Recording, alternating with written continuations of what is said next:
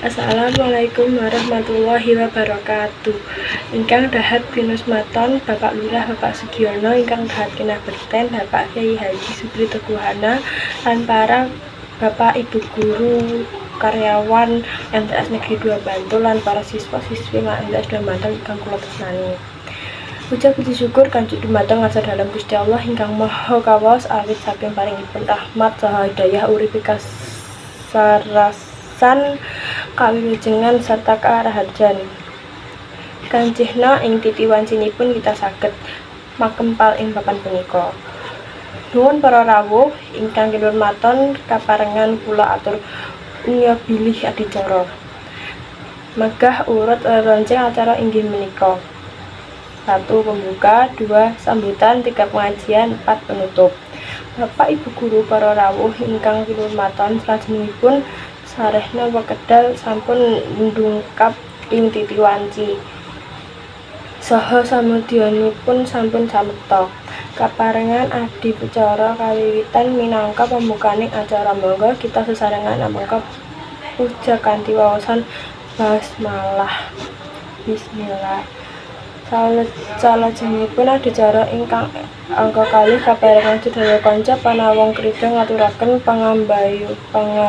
pangayubagya dumateng para rawuh ingkang badhe dipun salirani panjenenganipun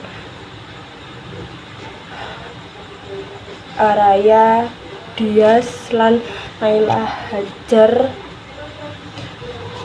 Dumateng Araya Dias lan Naila Hajar kula samangkaken.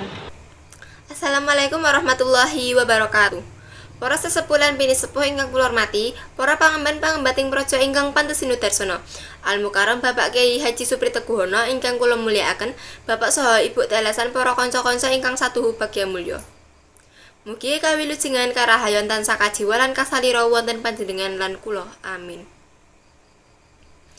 Puji puji syukur sumangga kita konjukaken wonten ngarsa Gusti ingkang murbeng dumadi ingkang sampun paringi berkah sahingga panjenengan lan kula saged makempal manunggal wonten papan menika kanthi wilujeng boten kirang satunggal menapa. Para rawuh ingkang satuhu bagya mulya, saderengipun kula nyuwun agungin pangapunten awit sampun kumawatun nigas wacana nyigek pangandikan panjenengan sedaya ingkang nembe sekeca imbal wacana. Kita piniji minangka wakil saking Bapak Sugiono, kita ngaturaken sugeng rawuh saha atur panuwun awit panjenengan sampun kersa nglunuhaken wekdal kagem ngrawuhi adicara pengajian ing papan menika. Salajengipun Bapak Ibu para rawuh kersa lelenggahan ngantos pungkasaning adicara. Bapak Sugiono ngrumaosi adicara menika boten badhe lumampah tanpa pambiyantu. Mugi Gusti Allah paring anugerah saking amal kasaenan panjenengan menika. Para rawuh Bapak Ibu ingkang kula hormati, kula nglenggana budidayaning manusia kurang sempurna. Menawi anggenipun Bapak Sugiono lan keluarga nampi rawuh, panjenengan kirang tanggap teguh gubuh nyuwun diagungna. Mekaten ingkang saged kula aturaken, menawi wonten salah kula atur pangapunten. Wassalamualaikum warahmatullahi wabarakatuh. Makaten wau pangayubagya saking panawong krida sampun purna dumateng Naila lan Araya katuraken agung panuwun.